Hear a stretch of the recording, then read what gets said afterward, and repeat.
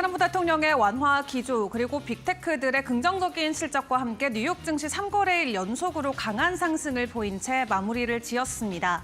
3대 지수 오늘도 일제히 오름폭을 키웠는데요. 그중에서도 나스닥이 2.7%로 어제 이어서 오늘까지 가장 높은 상승률을 보였습니다. 그 가운데 주요 종목들 일제히 상승 흐름이 이어졌는데 일단 경제 한 줄 픽을 통해서 주요 시장 내용 함께 점검을 해보도록 하겠습니다. 관세와 관련된 내용이 간밤에도 추가적으로 많이 업데이트가 됐죠. 다만 양국의 입장이 크게 엇갈리고 있습니다. 미국에서는 계속 중국과 대화하고 있다라고 이야기를 하고 있고 중국 같은 경우는 사실 무근이다라면서 선을 긋고 있는 모습인데요. 어제 미국 증시가 개장하기 전에 중국 쪽 상무부에서 먼저 해당 소식이 전해졌습니다. 미국에서 보도된 내용들은 모두 거짓이다라는 내용이 있었는데 그럼에도 불구하고 간밤 미국 증시 추가적인 주가 상승을 만들어낸 채 긍정적으로 3대 지수 모두 마무리를 지었습니다. 그 가운데 중국은 계속해서 유럽과의 접촉을 이어가고 있는 것으로 보여집니다. 지금 미국과는 추가적으로 긍정적인 내용들을 중국 측에서는 전해오고 있지 않지만 유럽을 통해서 계속해서 미국을 제재하기 위한 움직임들을 보여주고 있는데요. 과연 유럽은 어느 쪽 기로에 서게 될지 일단 앞으로의 긴장감은 계속해서 커져갈 상황일 것 같습니다. 그 가운데 간밤 미국과 한국의 만남도 있었죠. 다행히도 긍정적인 평가가 잇따르고 있습니다. 구체적인 내용 영상으로 먼저 확인해 보시죠.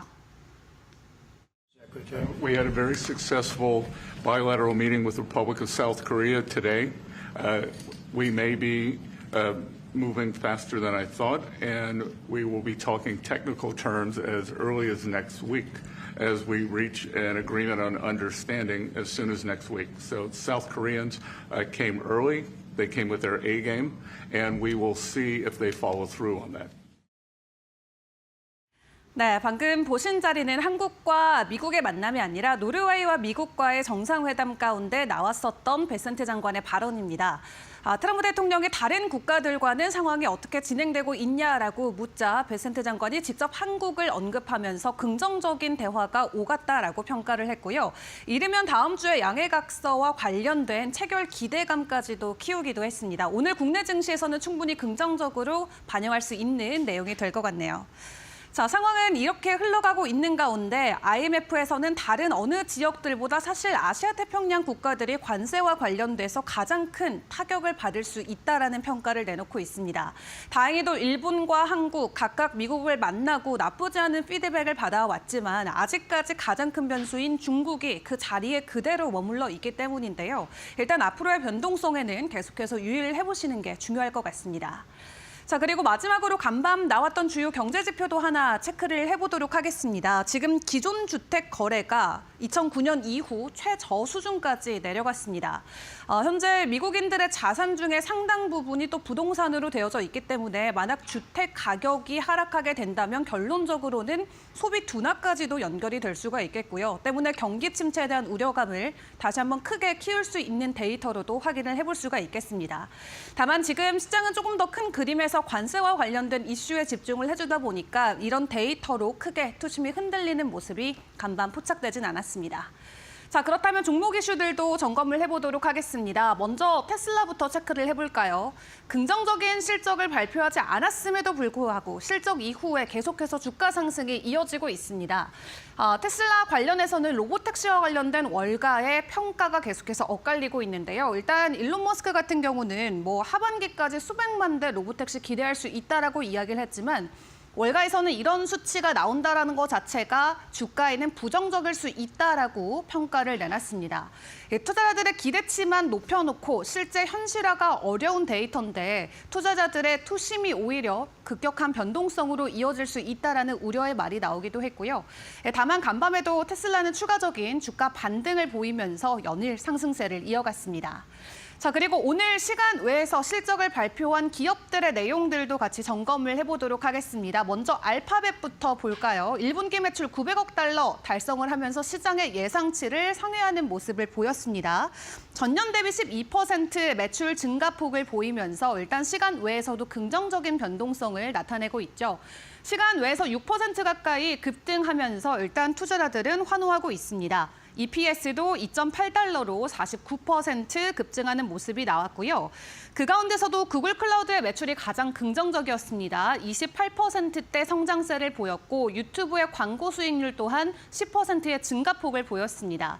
이렇게 구글 클라우드와 유튜브 쪽에서 모두 긍정적인 매출과 실적을 공개를 했고 또 여기에 추가적으로 700억 달러 규모의 자사주를 매입하겠다라고 발표하면서 시간 외에서는 급등세가 이어지고 있습니다.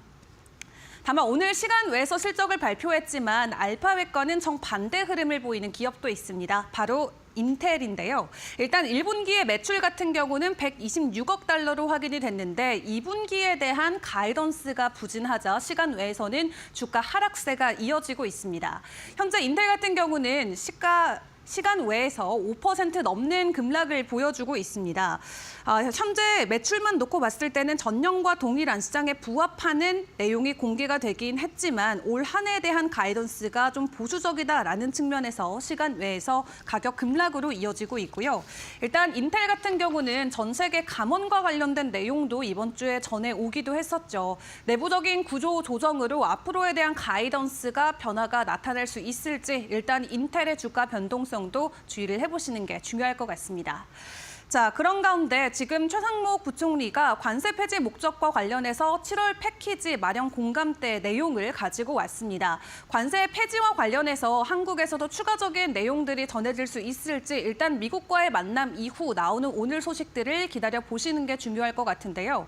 우리나라 기재부와 미국의 기재부가 함께 이 환율 정책과 관련해서 조만간 실무 협의를 진행한다라고 하니까 우리 국내 증시 안에서의 변동성도 일단은 기다려 보시는 게 좋을 것 같습니다.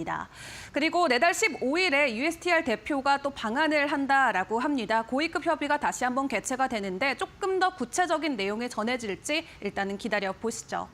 자, 그리고 이번 주 내내 주가 상승을 보여주고 있는 종목도 있습니다. 바로 팔란티어 체크를 해볼 수가 있겠죠. 기존에 가지고 있었던 이 미국과 중국의 갈등 완화라던가 유럽 쪽의 국방 수주 이슈가 주가를 연일 상승세로 끌어올리고 있고요. 뿐만 아니라 AI 소프트웨어 기업들의 긍정적인 호실적 또한 팔란티어 주가에는 긍정적인 상승의 촉매제가 되어주고 있습니다. 오늘까지 추가적인 상승 흐름 나왔다라는 거 같이 체크를 해드리겠고요. 마지막으로 애플 쪽의 이슈도 간략하게만 좀 점검을 해보도록 하겠습니다. 지금 중국과 미국 간의 무역 갈등이 계속해서 팽팽한 긴장감이 이어지고 있기 때문에 애플 같은 경우는 중국에 있는 공장을 지금 인도로 이전해야 되는 상황에 있습니다. 근데 중요한 건 중국에서 장비를 수출하는 이슈를 놓고 계속해서 지연시키고 있다는 소식이 전해지면서 생각보다 인도로 돌아가는 게 조금 더 시간이 필요할 수 있겠다, 더딘 상황이다라는 상황까지도 함께 점검을 해드리도록 하겠습니다. 여러 가지 이슈들이 혼재돼 있습니다만 일단 뉴욕 증시 간밤에 긍정적인 상승 마무리를 지었는데요. 뉴욕에 계신 특파원 연결해서 보다 구체적인 내용 점검을 해보도록 하겠습니다. 이데일리 김상윤 뉴욕 특파원과 함께하겠습니다. 특파원님 안녕하세요. 네, 이데일리 김상윤 특파원입니다. 네, 간밤 뉴욕 증시 다시 한번 3대 지수 일제히 상승 마무리 지었습니다. 시장 분위기 어떻게 보셨나요? 네, 여전히 증시를 주도하고 있는 것은 트럼프 대통령의 광범위한 무역입니다. 12일에서 50%에 달하는 상호 관세율이 얼마나 낮춰질지, 그리고 중국에 추가로 부과한 145%의 관세율이 낮아질지 여부가 관건입니다. 일단 트럼프 대통령이 여전히 중국과 매일 협상하고 있다고 밝히면서 대중 관세율이 낮춰질 기대감을 키웁니다. 그는 이날 백악관에서 열린 노르웨이 총리와의 오전에서 취재진으로부터 중국의 누구와 무역 대화를 나누고 있느냐는 질문에 그들은 오늘 오전에 회의했다고 답했습니다. 회의 참석자들이 누구이지 않다. 우리는 어쩌게 공개할 수 있지만 그들은 오늘 오전에 만났고 우리는 중국과의 만남을 가져왔다고 말했습니다. 트럼프 대통령과 시진핑 국가주석 간談판이 이루어지고 있지는 않지만 실무지 선에서는 어느 정도 협의가 진행 중이라는 의미입니다. 사실 트럼프 대통령은 전날에도 중국과 매일 협상하고 있다고 말했지만 중국 외교부 대변인은 이날 브리핑에서 이를 부인하면서 진실게임 양상으로 번지고 있긴 합니다. 허야동 중국 상무부 대변인은 전날 미국과 관세에 대한 협의는 없다면서도 미국이 정말로 문제를 해결하고 싶다면 중국에 대한 모든 일방적인 조치를 취소해야 한다고 밝혔습니다. 추가 관세율을 다 없애야 한다는 얘기죠. 미국과 중국과 협상에 대한 인식의 간극이 꽤 큰 것입니다. 그럼에도 불구하고 트럼프 대통령은 재차 협상이 이루어지고 있음을 강조한 것은 분명 의미 있는 시그널로 보입니다. 네, 일단은 의미 있는 시그널로도 풀이를 해볼 수 있겠다라고 현재 미국과 중국 간의 상황 설명을 주셨는데 간밤에 한국도 미국을 만났습니다. 일단 현지에서 긍정적인 평가가 나오고 있는 것 같은데 어떻게 보셨나요? 네, 그렇습니다. 중국 외 한국을 비롯해 일본, 인도 등과 협상이 빠르게 진행되고 있다는 점도 투자자들을 안심시키고 있습니다. 스콧 베센트 미 재무장관은 이날 백악관 집무실에서 미국과 한국이 빠르면 다음 주 무역과 관련한 상호 이해에 기반한 합의에 도달할 수 있을 것으로 밝혔습니다. 상호 이해에 기반한 합의는 외교나 무역 협상에 쓰이는 용어로 구체적인 계약이나 협정을 맺기 전 큰 틀에서 유지하는 합의를 말합니다. 베센트 장관은 우리는 매우 성공적인 양자회담을 가졌다며 생각보다 빠르게 진전되고 있어 빠르면 다음 주부터 구체적인 기술적 사항에 대한 논의를 시작해 다음 주 중으로 상호 이해에 기대한 합의에 이를 것이라고 언급했습니다. 적어도 큰 틀에서는 큰 이견 없이 원만하게 합의가 이루어지고 있음을 강조한 것이죠. 물론 이는 미국 측의 입장입니다. 한국의 입장은 좀 더 다를 수도 있는데요. 우리 측 입장에서는 일단 미국이 요구하는 무역 적자 축소 카드를 대거 가져갔을 것으로 보입니다. 국산 액화 천연가스 수입 확대를 비롯해 미국 측이 주장하는 일부 비관세 장벽 철폐 문제 등을 고려했을 것으로 예상됩니다. 아울러 조선 분야 협력, 알래스카 가스관 프로젝트 협력 카드 등을 꺼내들며 미국 측을 달랬을 것으로 보입니다. 지금 최상무 부총리는 브리핑에서 한미가 관세 폐지 목적으로 7월 패키지 마련 공감대를 마련했다고 밝혔습니다. 아울러 미국 측이 거론하고 있는 환율 정책에 관해서는 별도로 논의를 하겠다고 이렇게 입장을 밝히고 있습니다. 다만 한국 측이 어느 수준에서 레드라인을 설정했을지가 관건입니다. 트럼프 대통령이 원하는 방위비 분담금을 대폭 인상하는 방안, 쌀, 소고기 등 농축산물 시장 개방 등 한국의 민감한 분야에 대해서 어떤 카드를 드느냐에 따라 향후 진통이 불가피할 수도 있습니다. 한국에서는 현재 대통령이 부재한 만큼 민감 분야에 대한 협의는 최대한 늦추자고 밝힌 것으로 전해집니다. 양측은 앞으로 신무회의와 추가적인 고위급 논의를 이어갈 방침입니다. USTR 대표도 내달 중순 한국을 방문할 예정입니다. 자세한 상황은 지금 워싱턴 DC에서 합상당이 브리핑을 진행 중인데 이를 좀 더 지켜봐야 할 것 같습니다. 네, 지금도 속보로 계속 들어오고 있습니다만 간밤 미국과 한국 사이에서의 긍정적인 협의안 소식들을 일단 전해졌습니다. 오늘 국내 증시의 상황도 조금 기대를 해봐도 좋을 것 같고요. 자, 그런 가운데 간밤 뉴욕 증시의 또 지수 상승을 견인했던 것 중에 하나가 바로 금리 인하에 대한 기대감이 아닐까 싶습니다. 연준 인사들의 좀 스탠스가 바뀌고 있는 걸지 분위기는 어떨까요? 네, 그렇습니다. 연준 이사들의 금리 인하에 대한 뉘앙스가 조금이나마 바뀌고 있는 분위기가 감지됩니다. 베스 해맥 클리브랜드 연준 총재는 CNBC와 인터뷰에서 연준이 2월에 명확하고 설득력 있는 대책이 있다면 6월에 움직일 수 있다. 즉 금리 인하를 할 수 있다며 그 시점에 어느 것이 올바른 길이신지는 알 수가 없다고 언급했습니다. 크리스토퍼 월러 연준 총재도 블룸버그 TV와 인터뷰에서 공격적인 관세 수준이 고용시장에 타격을 줄 경우 금리 인하를 지지할 것이라고 언급했습니다. 이는 연준 인사들이 그간 고수했던 금리 인하 신중론에서 약간은 금리 인하 가능성을 열어둔 것입니다. 연준은 통화 완화에 대한 신중한 접근 방식을 유지해왔지만 특히 해고 증거와 같은 경제 약화 징후에 대응하겠다는 의지를 보인 것으로 볼 수 있습니다. 시장 입장에서는 분명 호재를 인식할 촉매되었습니다.